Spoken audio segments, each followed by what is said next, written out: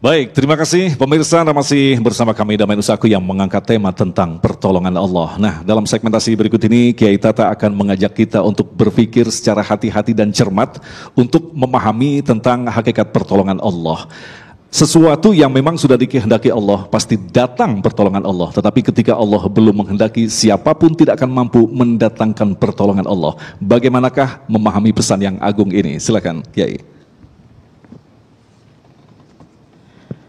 Assalamualaikum warahmatullahi wabarakatuh. Alhamdulillah dil quwwatil matin wal musta'in. Assalatu wassalamu ala sayyidil atrafain wa ala alihi wa sahbihi alladhina hum sa'idu fid darain. Malikul maliku hadiran abada. Adrikni amma ba'du. Para alim ulama, para habaib, para kiai yang saya hormati dan Allah muliakan. Al-Mukarram Mas Agung, Kanda, Al-Ustadz Abimaki, juga ibu bapak, pemirsa Damai Indonesiaku di seluruh tanah air yang saya hormati. Wabil khusus ibu bapak jamaah Masjid At-Taqwa Lebak Bulus yang dari tadi menyimak ceramah sangat serius dengan hati yang tulus walaupun tetap update status. Mudah-mudahan ibu-ibu oleh suaminya disayang dan dielus, tiap hari dikasih banyak pulus, kelak meninggal dunia masuk surga Firdaus. Tapi kalau ada suami yang sudah mulai ketus, banyak modus, di masjid ini kita doakan semoga cepat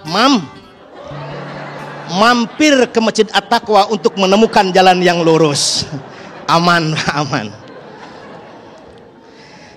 Ibu bapak, sebagaimana kita ketahui bersama, manusia membutuhkan pertolongan pihak lain. Sejak lahir ke dunia ditolong orang lain. Hidup di dunia belajar ditolong orang lain. Bekerja ditolong orang lain. Meninggal dunia pun ditolong orang lain. Betul. Saya nggak yakin Pak, di Lebak Bulus ada orang meninggal dunia hidup mandi sendiri, pakai kain kafan sendiri, sholat sendiri, masuk lubang kubur sendiri. Ada nggak kira-kira? Kita membutuhkan bantuan pihak lain, betul? Tapi kadang-kadang ketika kehidupan kita sudah mulai terjal, bertabur onak dan duri, banyak tantangan dan rintangan, di saat kita membutuhkan pintu-pintu bantuan dari manusia di muka bumi ini, terkadang harapan itu sirna seketika karena bantuan dari orang lain itu layu laksana kembang harapan yang layu sebelum mekar. Misalkan apa? Contoh kalau kita naik pesawat Pak, pesawatnya oleng mau jatuh, minta bantuan kepada siapa kita? Ke pilotkah? Ke sesama penumpangkah? Atau ke pramugarikah? Semuanya tidak ada yang bisa menolong kecuali orang-orang yang beriman, masih punya sandaran vertikal. Rabbunallah la ilaha illallah, meminta pertolongan kepada Allah.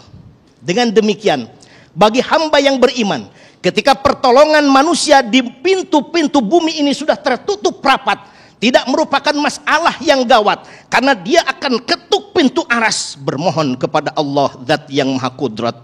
Allah menyeru kita, ud'uni astajib lakum, bermohonlah kepadaku, aku akan memperkenankan segala permohonanmu.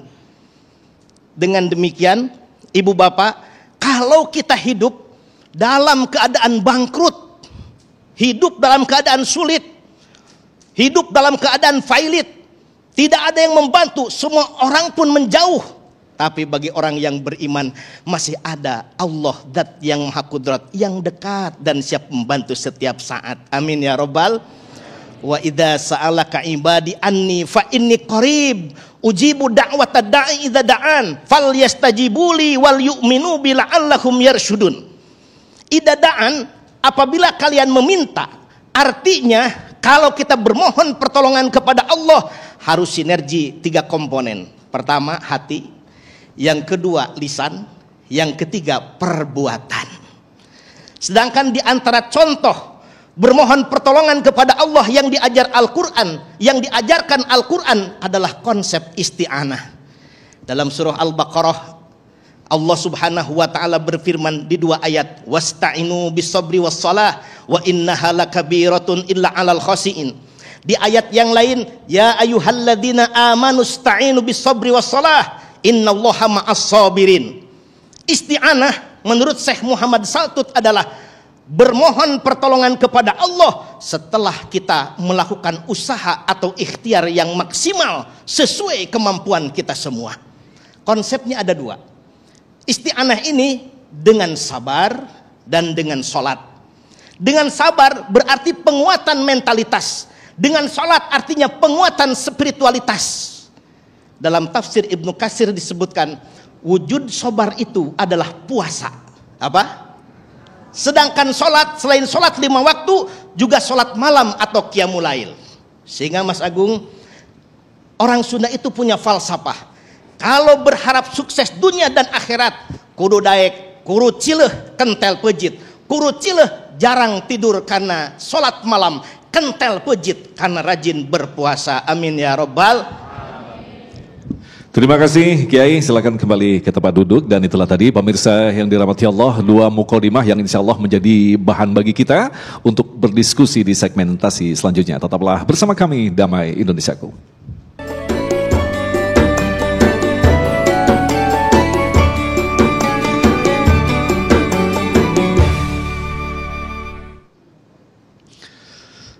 Baik, terima kasih pemirsa, masih bersama kami Damai Indonesiaku, dan alhamdulillah kita sampai di segmentasi yang tentunya kita tunggu-tunggu, insya Allah dengan jawaban dari guru-guru kita. Walaupun waktunya sangat singkat, setidaknya ini menjadi semacam batu loncatan bagi kita untuk tidak pernah lelah memperkaya khasanah kita tentang ilmu-ilmu Islam yang sangat luar biasa.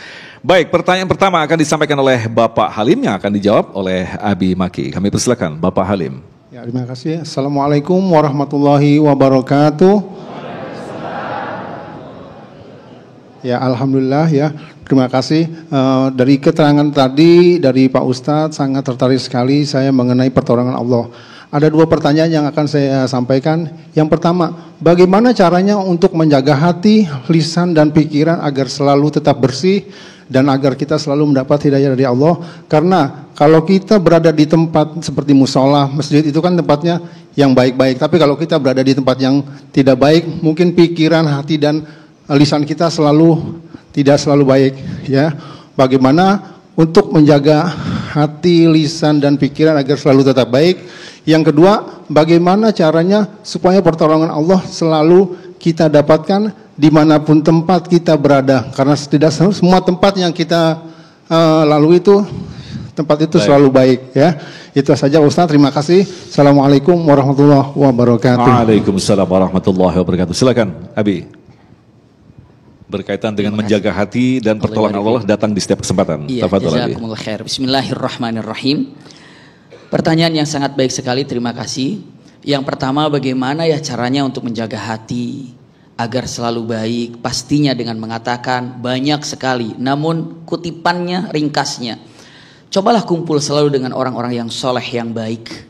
Kenapa? Ketika berkumpul dengan orang-orang soleh, dengan orang-orang baik, semua bukan hanya hatinya saja terjaga, tapi pandangannya pun terjaga, lisannya pun terjaga. Ini makanya dengan mengatakan kenapa ketika di masjid kita cenderung untuk melakukan kebaikan, tapi begitu di luar masjid kita ini punten seakan-akan tertutup untuk melakukan kebaikan. Ini memang berat. Dan ini pun pernah diadukan oleh seorang sahabat Hamzalah kepada Rasul Shallallahu Alaihi Wasallam. Kata Hamzalah, ya Rasulullah, kalau saya berada di masjid, berada di hadapanmu, rasa-rasanya keinginan untuk berbuat baik itu ada. Tapi begitu saya keluar dari masjid, lupa semuanya, kehendak keinginan itu tidak ada. Ketika di masjid, nanti malam tahajud, nanti saya khatmul Quran, tapi begitu keluar dari masjid, lupa lagi. Nah, apa kata Rasulullah dengan mengatakan, kehidupan itu adalah berganti dan berganti. Tapi seandainya kalau engkau istiqamah menjaga hatimu, menjaga fikiranmu, menjaga lisanmu, la safahatkumul malaika, maka malaikat berbondong-bondong menyalamimu, subhanallah, mengucapkan selamat ketika mampu istiqamah. Salah satunya majalisus sholihin, kumpul dengan orang-orang soleh. Yang kedua, termasuk daripada pertanyaan kedua untuk dipadatkan, ternyata jawabannya adalah Usikum wa iyaya nafsi bittaqwallah. Hadis Rasulullah sangat indah. Udzukurullaha firraha yadhkuruka fisyiddah. Sebut nama Allah dalam waktu luang, maknanya adalah selalu kontak dengan Allah, berzikir, maka pastikan dalam kesulitan apapun tanpa dipinta Allah menolong. Itu dia. Jadi justru kalau kita dalam kesulitan baru kita minta tolong kepada Allah. Tapi saat kita dalam bahagia, dalam waktu luang, kita lupa kepada Allah. Usikum wa iyaya nafsi bitaqwallah. Rasulullah bersabda dengan tegas tadi, saya ucapkan sekali lagi, udzukurullaha firraha yadhkuruka fisyiddah. Anda selalu mengingat Allah dalam kesendirian, dalam waktu luang. Pastikan saat Anda dalam kesulitan, sampai ketika sakaratul maut pun Allah akan mudahkan. Kenapa? Karena selalu menyebut Allah dalam waktu luang yang kita miliki. Jadi sekarang jelas, ala bidzikrillahi tatmainnul qulub, itu benar sekali. Dengan menyebut nama Allah hati itu menjadi tenang. Kalau sudah tenang, yang ruwet pun bisa gampang. Jadi kalau ada kata-kata ruwet itu nggak tenang hatinya. Iya. Tapi kalau hatinya tenang, nggak ada ruwet itu. Kenapa? Karena ala bidzikrillahi tatmainnul qulub, itu dia. Jadi dengan mengatakan apa ya, kalau ketenangan mah punten, zikir nyaman, punten. Apa balikannya? Dalam Al-Qur'anul Karim ketika kalimatnya yang sangat indah. Waman a'rada an dzikri fa inna lahu ma'isyatan dhanka. Subhanallah. Kalimatnya apa? Wa nahsyuruhu yaumal qiyamati a'ma. Siapa yang tidak mengingat Allah, baik itu dalam keadaan kesendiriannya atau rame-ramenya, pastikan dia dalam kehidupan dongka itu menyempit. Kesulitan sedikit, aduh kayaknya saya paling sedih. Dapat sulit masalah, kayaknya saya paling repot. Aduh kayaknya paling sedih. Ma'isyatan dongka, nyempit semuanya. Iya. Lalu apa? Wa nahsyuruhu yaumal qiyamati a'ma. Dia kelak dibangkitkan oleh Allah dalam keadaan buta kelak di akhirat. Ya, karena apa? Karena begitu. Coba lanjutkan ayatnya dengan wa nahsyuruhu yaumal qiyamati a'ma. Qala rabbi lima hasyartani a'ma wa qad kuntu basira. Qala kadzalika atatka ayatuna fanasitaha wa kadzalikal yauma tunsa. Kalimatnya apa? Di akhirat nanti ada orang yang buta. Dia nanya, "Ya Allah, kenapa aku buta? Kenapa aku buta?" Allah jawab mengatakan, kamu melupakan aku waktu di dunia.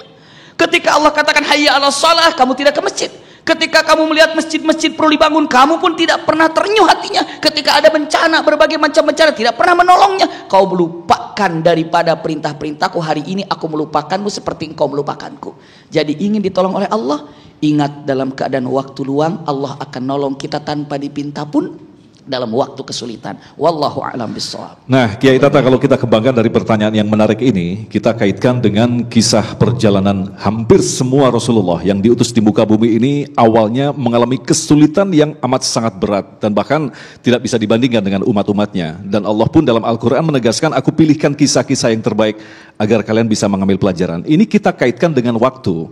Seringkali manusia yang hanya bersandar pada pikiran logika, ya Allah, saya minta seperti ini, maunya pada tanggal sekian ini, seperti ini bentuknya. Padahal kalau kita ketahui, para nabi mungkin dalam bahasa kita disiksa habis-habisan, tapi justru itu adalah arah untuk menguatkan para nabi. Nah itu kalau kita kaitkan dengan masalah ini, seringkali manusia itu malah berhitung dengan Allah gitu. Bagaimana penjelasannya, Kiai? Terima kasih Mas Agung, Ibu Bapak sekalian. Ketika pertolongan Allah itu datang, wa yansurukallah nasran aziza, dalam surah Al-Fat ayat 3. Pertolongannya sangat kuat, tak tertandingi dan tak tersaingi. Dan itu dibuktikan dengan sederet contoh dalam Al-Quran. Ketika pasukan Abraha masuk ke Mekah, naik gajah untuk menghancurkan Ka'bah, Allah menolongnya dengan mengutus burung ababil hingga pasukan Abraha itu punah. Ketika Nabi Ibrahim alaihissalam diponis mati dengan cara dibakar api, Allah memberikan pertolongan menjadikan api dingin sama sekali.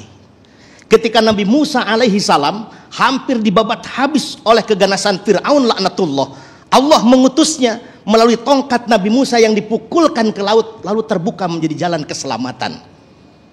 Betapa indah. Sesuatu yang tidak mungkin menjadi mungkin, sesuatu yang sulit menjadi mudah, dan sesuatu yang tadinya tidak akan bisa didapat menjadi didapat karena pertolongan Allah.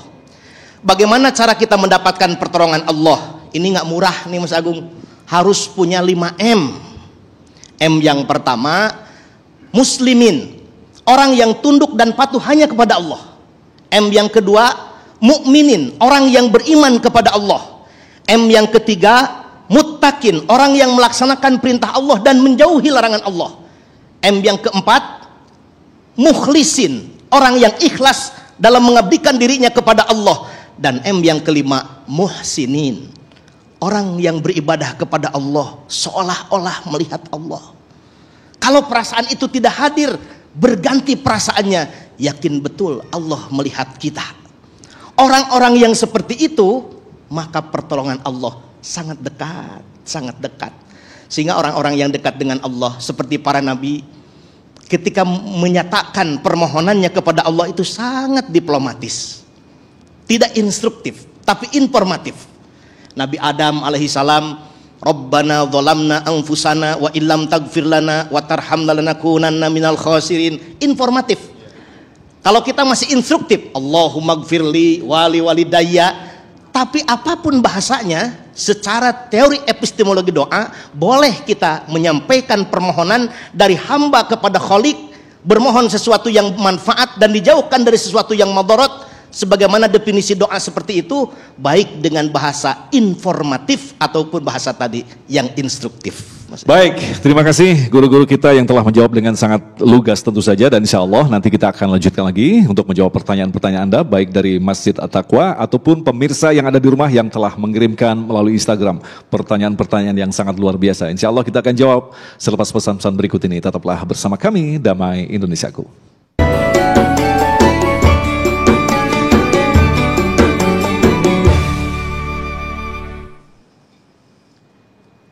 Terima kasih pemirsa, Anda masih bersama kami Damai Indonesiaku yang mengangkat tema tentang pertolongan Allah. Kita akan lanjutkan lagi untuk menjawab pertanyaan berikutnya, akan disampaikan oleh Ibu Neneng yang akan dijawab oleh Kiai Tata. Kami persilakan.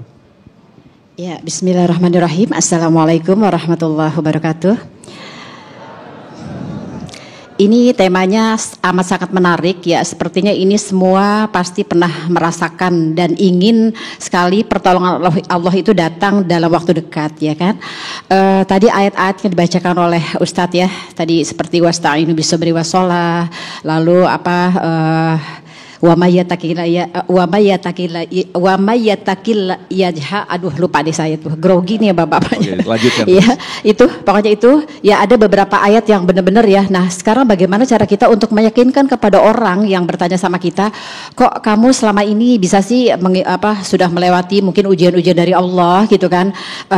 Bagaimana cara kita meyakinkan orang itu bahwa kembali dong kepada Allah, baca deh Al-Qur'an, sholat deh gitu, sabar. Wih, kalau sabar mas saya udah setiap hari kali sabar gitu. Padahal kan saya tahunya sabar itu tidak ada batasnya ya Ustadz ya. Sabar itu sepertinya sampai mati kita harus sabar. Jadi kalau menurut saya sabar itu melakukan ikhtiar, apa yang bisa kita lakukan kita lakukan gitu. Nah sekarang saya mau tanya, bagaimana cara meyakinkan kepada siapapun bahwa pertolongan Allah itu ada gitu loh, dan waktunya itu memang kita tidak pernah tahu waktu gitu ya. Yang tepat begitu ya Bunda ya. Iya. Terima kasih Bunda, mohon maaf waktunya sangat singkat sekali. Oke, kita sudah mendapatkan inti dari apa yang ditanyakan tadi Kiai. Pada intinya kita berbagi keberhasilan kenikmatan kita dalam beribadah. Silakan Kiai. Terima kasih Bu Neneng atas pertanyaannya. Yang pertama, kita mesti menyadari betul pertolongan itu akan datang bahkan lebih dari seseorang yang mencintai kita.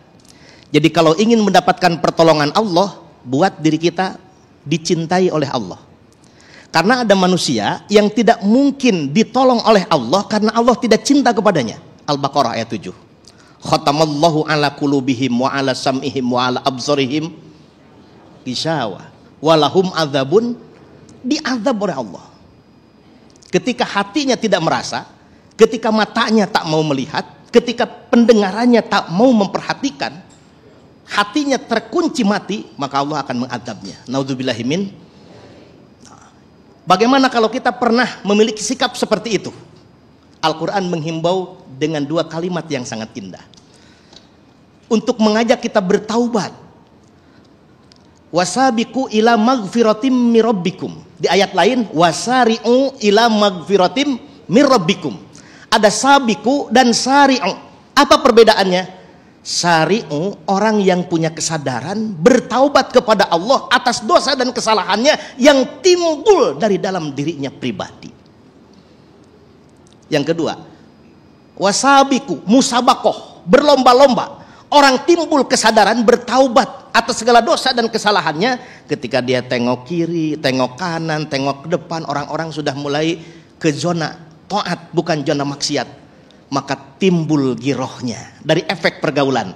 Yang tadi kata Al-Ustadz Abi Maki, pandai-pandailah memilih pergaulan. Ketika bergaul dengan orang-orang yang soleh, yang memperbanyak istighfar, yang menggerakkan taubat kepada Allah, hati kita akan tergerak, betul nggak Bu?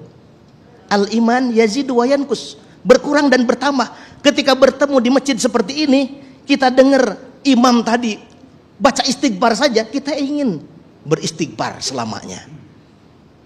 Sabiku, baik karena sari'u ataupun sabiku, tidak masalah.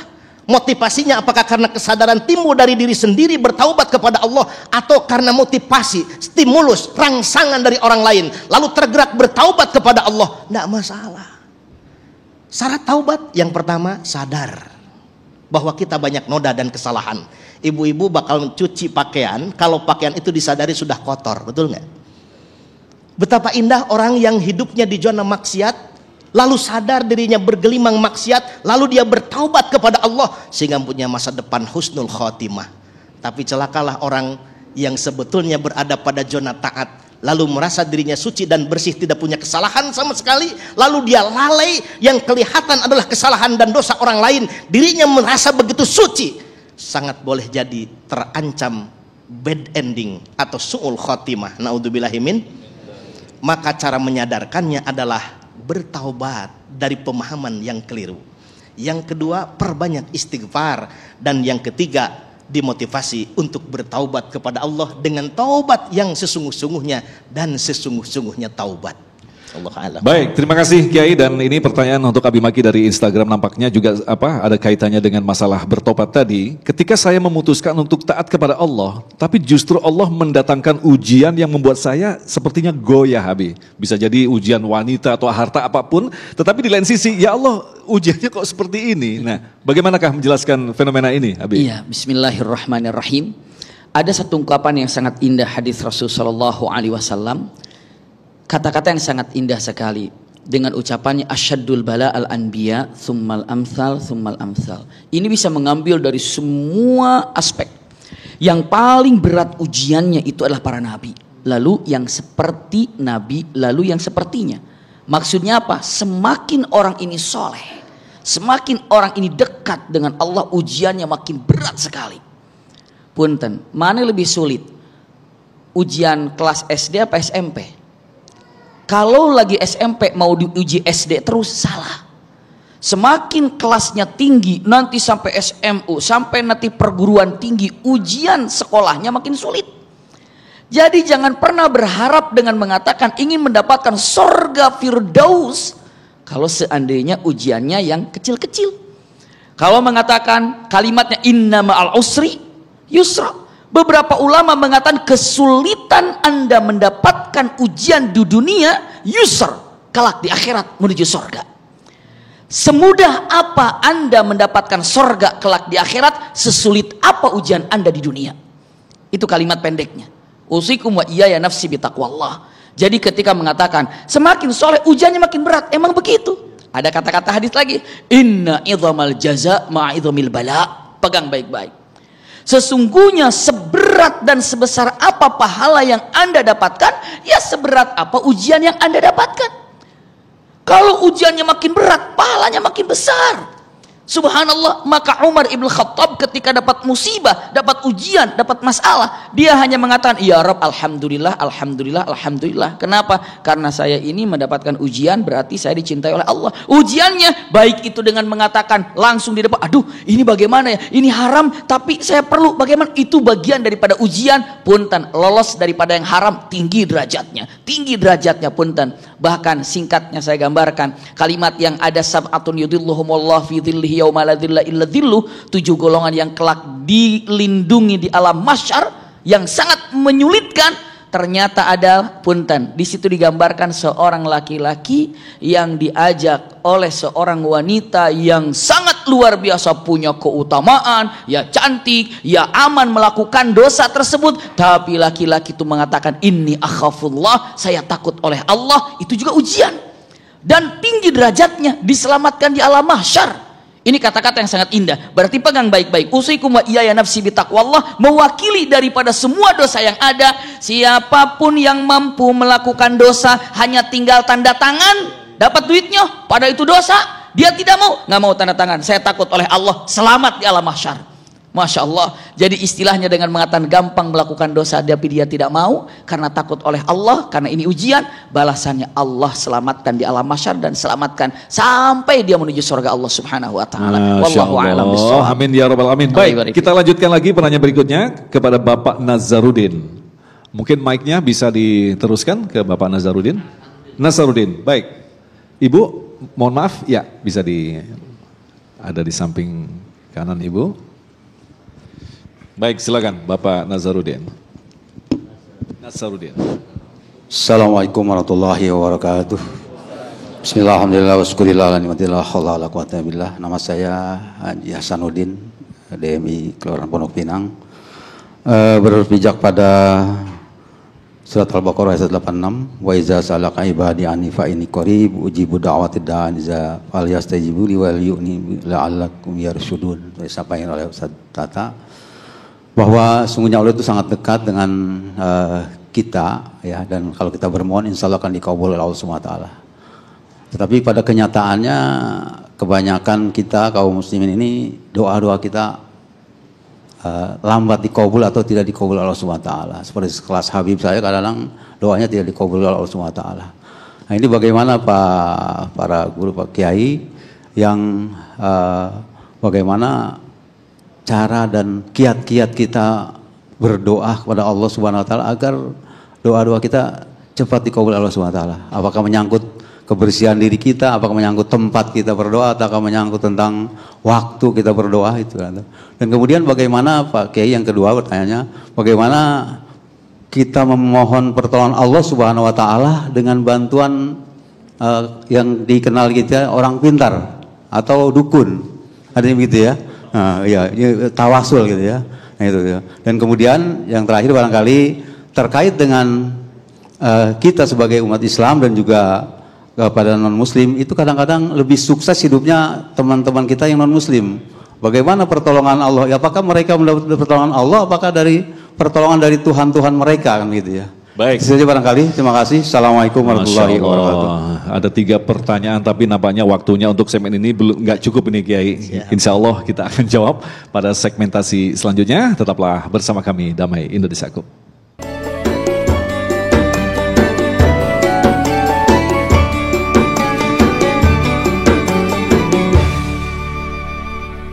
Terima kasih pemirsa, masih bersama kami Damai Indonesiaku, dan alhamdulillah kita akan lanjutkan lagi untuk menjawab pertanyaan-pertanyaan yang sangat luar biasa. Tadi dari Bapak Nazarudin ada banyak pertanyaan tapi mungkin kita akan singkat saja, waktunya memang sangat singkat. Yang pertama tentang waktu dikabulkan doa, kemudian berkaitan dengan orang-orang yang tidak beriman tapi mengapa justru sama Allah diguyurkan rezeki, yaitu menurut pandangan kita. Bagaimana Kiai? Ya, terima kasih Pak Haji, Mas Agung. Kalau kita bermohon pasti sesuai dengan keinginan, tidak berbasis kebutuhan. Allah memberi sesuai kebutuhan, bukan keinginan. Rasa sayangnya orang tua ketika punya anak baru 5 tahun, lihat emaknya punya uang segepok 10 juta, dia minta, dikasih nggak? Berapa kira-kira dikasih? 100 ribu? 50 ribu? 20 ribu? 2 ribu? Nih tipe orang-orang tua yang pelit kayaknya. Dia merasa minta yang segepok tadi tidak dikasih, lalu ibu memberinya yang 2.000. Kenapa? Karena ibu paham itu sesuai kebutuhan dia. Yang kedua Pak, ada 2 hamba Allah yang sama-sama nyimpan uang ke bank. Hamba A nyimpan uang ke bank per bulan 1 juta rupiah. B juga sama, nyimpan uang ke bank 1 juta rupiah. Yang A di bulan ke-12 tersimpan di saldonya ada 12 juta. Orang sebulan 1 juta, 12 juta dong. Yang B mestinya sama, tapi pas dilihat dia mah kagak ada, 0. Kenapa? Yang A nabung, yang B membayar cicilan, Mbak. Ada yang begitu? Mudah-mudahan gak banyak adanya. Jadi ada hamba-hamba Allah yang soleh, yang doanya diijabah langsung. Kenapa? Nabung. Lalu kita kesannya telat menurut kita nih dikabulnya. Kenapa? Banyak cicilan. Sholatnya telat, maksiatnya banyak. Doa-doa kita itu dialokasikan ke sono. Untuk menyelesaikan dosa-dosa kita kepada Allah, ditutupi oleh subsidi doa-doa kita. Lalu gimana kalau misalkan ibu bapak berprinsip, udah dah kalau begitu nggak usah berdoa, gua mah disita nanti aset-asetnya oleh Allah Subhanahu wa taala. Kenapa? Orang yang beriman cenderung hidupnya susah. Yang tidak beriman malah cenderung mudah. Hujibatil jannatu bil makarih.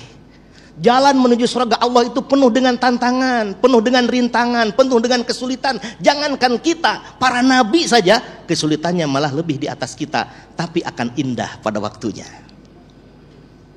Bukankah Al-Quran menyebut ada dua tipikal doa?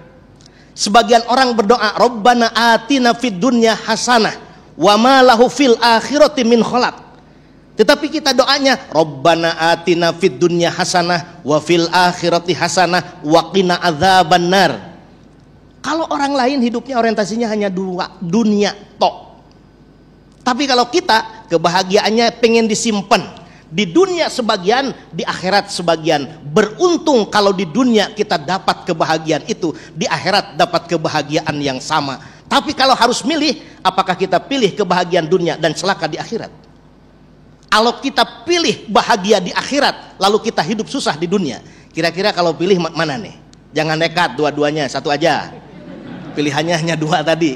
Kita pasti akan pilih bahagia di akhirat. Kenapa? Karena di dunia ini hanya sementara. Ini majru'atul akhirah. Kita sedang menanam benih-benih yang akan kita panen di akhirat. Masya Allah. Jadi sekali lagi harus kita tegaskan, kita harus merubah mindset kita tentang dunia. Dipikir ketika orang tidak beriman diguyurkan dunia, itu kok bisa sukses seperti itu, tapi ternyata Allah menyiapkan untuk akhirat nanti, Kiai. Baik, terima kasih Kiai. Selanjutnya kami persilakan kepada Ibu Dewi yang akan dijawab oleh Abi Maki. Kami persilakan.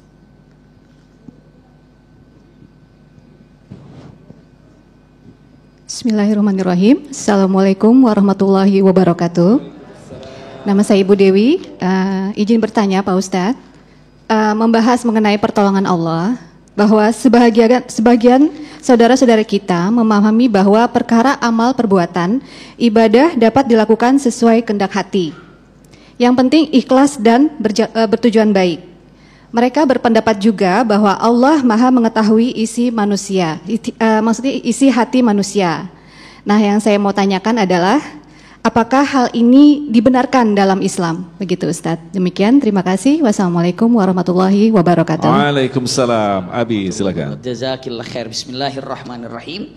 Ibadah ini hanya kepada Allah, maka ibadah itu terserah Allah dan bagaimana Allah yang telah dicontohkan Rasulullah. Ibadah itu bukan terserah kita, tapi terserah Allah.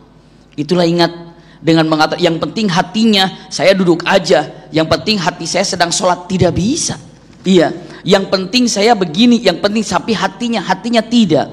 Jadi dengan mengatakan ibadah itu karena untuk Allah, maka Allah sudah kasih contoh. Beginilah contohnya melalui Rasul Shallallahu Alaihi Wasallam. Terkadang ia dengan mengatakan kata-katanya, saya yang penting hatinya, yang penting Allah kan tahu hati saya. Usikum wa iyaya nafsi bitaqwallah. Ibadah ini tiga yang harus kita miliki. Satu adalah ruhiyan atau qalbiyan, lalu selanjutnya jasadian secara jasad, lalu atharian jejaknya apa. Kalau ibadah itu hanya qalbian saja, sholat padahal dia mampu berdiri, padahal dia duduk aja seperti tiduran, kenapa nggak sholat? Dia mau wali, sholatnya kayak begitu. Rasul tidak begitu. Iya, sholat, ruku, sujud, seperti itu. Shallu kama ra'aitumuni usolli. Seperti itu. Iya. Usikum wa iyaya nafsi bitaqwallah. Bukan hanya kalbian saja atau ruhian saja, ada jasadian. Berarti jasadnya harus sesuai. Haji ya ke Mekah, tawaf ya tawaf, sa'i ya sa'i, ke Arafah ya ke Arafah. Kenapa? Kamu nggak ke Arafah kan lagi haji. Ruh saya di Arafah. Astagfirullahaladzim. Bagaimana begitu? Nggak bisa seperti itu ya. Jasadnya harus ke sana. Terus apa? Ada yang nantinya atharian. Setelah ibadah itu jejaknya apa?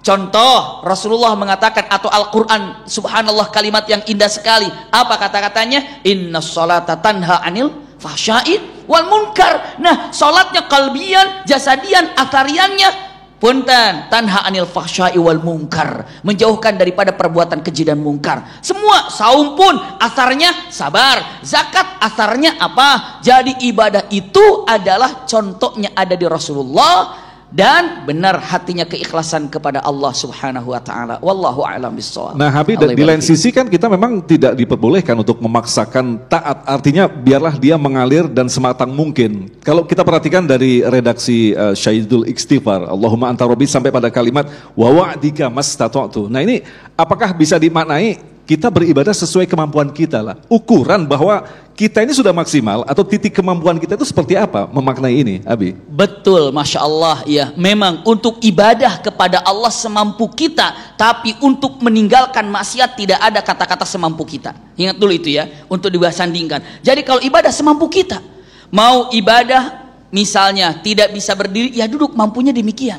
Hatta walau seandainya ada yang mu'allaf sekarang ini, lalu dia belum bisa sholat dengan benar, bacaannya pun belum tahu, Allahumma ba'id baini belum tahu, Allahu akbar kabir walhamdulillah katsir belum tahu, apa yang dilakukan? Selama doa ini hanya Allah, Allah, Allah, Allah, Allah, ruku, Allah, Allah, sah apa enggak itu? Itulah dengan mengatakan punten mastata'tum, sebisa Anda yang bisa Anda lakukan. Maka kalimatnya usikum wa iyaya nafsi bitaqwallah. Memang Rasulullah mengatakan apabila dipilihkan dua hal yang dua-duanya benar, maka Rasulullah katakan aku akan mengambil sesuatu yang paling mudah di antara dua ini. Jangan pernah kenapa kalau masih bisa dipersulit saja. Enggak. Justru dalam hadis, dalam kenyataan kalimat yang ada, mana yang kira-kira mudah untuk dikerjakan, lakukan itu. Tapi kalau misalnya kita dengan mengatakan mampunya seperti itu, lakukan sekemampuan kita ketika melakukan ibadah. Kenapa? La yukallifullahu nafsan illa wus'aha. Punten, ketika Al-Quran mengatakan la yukallifullahu nafsan illa wus'aha, Allah perintahkan karena apa? Allah tahu Anda mampu. Wanita berhijab, aduh saya mah nggak mampu. Allah sudah tahu wanita itu mampu berhijab. Punten, ada yang mampu tapi tidak mau. Ada yang tidak mau, punten, kalimatnya padahal dia mampu, sama-sama saja sebenarnya. Kalimatnya ketika diperintahkan sholat 5 waktu, ada yang tidak sholat bukan tidak mampu, tapi apa? Tidak mau. Ketika zakat bukan tidak mampu, tidak mau. Karena la yukallifullahu nafsan illa wus'aha, artinya simak kalimat ini baik-baik, mustahil Allah perintahkan semua syariat yang ada di dalam Al-Quran, di dalam hadis yang dicontohkan Rasulullah, kecuali Allah tahu kalau kita semua mampu. Semua mampu. Masalahnya banyak yang tidak mau untuk melakukannya. Itu saja. Wallahu a'lam. Jadi bisa ditegaskan, jangan pernah lagi mengatakan ketika kita mengajak kepada kebaikan, dia mengatakan tunggu dulu, nyantai saja, saya belum mendapatkan hidayah. Tidak pernah ada orang yang tidak mendapatkan hidayah, begitu Abi ya? Betul, demikian adanya. Baik, terima kasih Abi Maki, Kiai Tata. Sayang sekali waktu kita sangat singkat, tapi alhamdulillah kita telah mendapatkan ilmu yang sangat luar biasa sekali. Mudah-mudahan Allah akan terus mengguyurkan ilmu kepada guru-guru yang kita cintai, sehingga kita mampu untuk bisa mendapatkan tetesan ilmu tentang Islam yang tentu saja insya Allah akan menyempurnakan kualitas kita dalam memahami satu hal yang kita sebut dengan pertolongan Allah. Insya Allah nanti di akhir nanti kita akan berdoa bersama. Mudah-mudahan kita yang sedang menyaksikan acara ini adalah orang-orang yang selalu mendapatkan pertolongan Allah dalam kondisi apapun. Tetaplah bersama kami, Damai Indonesiaku.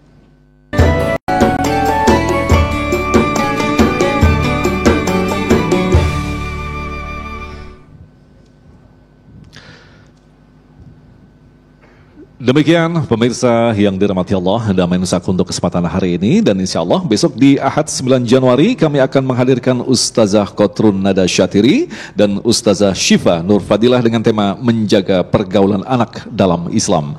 Agung Izul Haq dan kerabat kerja Damai Indonesiaku serta pendukung acara ini Sarung Wadimor tentu Sarung kita mengucapkan terima kasih atas perhatian Anda. Assalamualaikum warahmatullahi wabarakatuh. Silakan. Sama-sama kita akhiri majelis ini dengan mohon pada Allah Subhanahu wa taala. Alhamdulillah, alhamdulillah. Allahumma salli ala Sayyidina Muhammad wa ala ali Sayyidina Muhammad. Allahumma inna nas'aluka hubbaka wa hubba man ahabbak wa hubba amalin yuqarribuna ila hubbik. Ya Allah, ya Rahman, ya Rahim, hadiahkanlah kepada kami rasa cinta kami kepadamu. Hadiahkan kepada kami agar kami dapat mencintai orang-orang yang mencintaimu. Hadiahkan kepada kami rasa cinta terhadap amalan-amalan yang membuat engkau jatuh cinta kepada kami. Allahumma ahyina bil iman wa amitna bil iman wa akhrijna min hadhihi dunya ma'al iman. Ya Allah, hidupkan kami dengan membawa keimanan yang sempurna di dunia ini. Wafatkan kami dengan membawa keimanan. Jumpakan kami bersamamu dengan membawa keimanan. Ya Allah, terima kasih Kau telah hadiahkan kepada kami iman. Dengan iman ini saat kami mendapatkan musibah kami bisa bersabar. Dengan iman ini saat kami mendapatkan kebahagiaan kami dapat bersyukur. Ya Allah, la tuzigh qulubana ba'da idh hadaitana wa hab lana min ladunka rahmah innaka antal wahhab. Ya Allah, ya Rahman, ya Rahim, jangan Kau cabut iman yang kami miliki. Ya Rahman, ya Rahim, melalui mimbar damai Indonesiaku ini kami mohon kepadamu, ya Rabb, jagalah keturunan-keturunan kami. Jagalah keturunan-keturunan kami agar selalu membawa keimanan yang kokoh, yang kuat. Kami sampaikan melalui mimbar damai Indonesiaku ini, kami tidak ridha jika ada keturunan kami yang keluar daripada syariat-Mu. Ya Rahman, ya Rahim, siapapun yang mengaminkan doa ini apabila saat ini dalam keadaan kesulitan, keluarkan dari kesulitannya. Siapapun yang mengaminkan doa ini apabila saat ini dalam keadaan sakit, sembuhkanlah. Siapapun yang mengaminkan doa ini saat ini sedang memohon kepadamu agar keluarganya dijadikan keluarga sakinah, jadikan keluarganya sakinah. Siapapun yang mengaminkan doa ini, jadikanlah suaminya lil muttaqina imama. Siapapun yang mengaminkan doa ini, jadikanlah istrinya qurrata a'yun. Siapapun yang mengaminkan doa ini, jadikanlah putra-putrinya soleh dan soleha yang dapat menjadikan jembatan emas untuk mendapatkan ridha dan ampunan-Mu. Birahmatika ya arhamar rahimin. Ya Allah, ya Rahman, ya Rahim, tidak ada satu orang pun yang hadir di majelis ini, baik melalui hadir di tempat ini atau melalui acara televisi TV One ini, siapapun yang menyaksikan daripada dakwah damai Indonesiaku ini, sebutlah namanya sebagai penghuni surga Firdaus-Mu. Tidak diwafatkan kecuali telah diampuni seluruh dosa-dosanya. Kami yakin apapun yang kami minta, apapun yang kami mohon, pasti seluruhnya akan Kau kabulkan. Karena firman-Mu dalam Al-Quran, ud'uni astajib lakum, mintalah kau kepadaku, niscaya aku akan kabulkan. Rabbana atina fid dunya hasanah wa fil akhirati hasanah wa qina adzabannar. Subhana rabbika rabbil izzati amma yasifun wa salamun alal mursalin walhamdulillahi rabbil alamin. Amin ya rabbal alamin.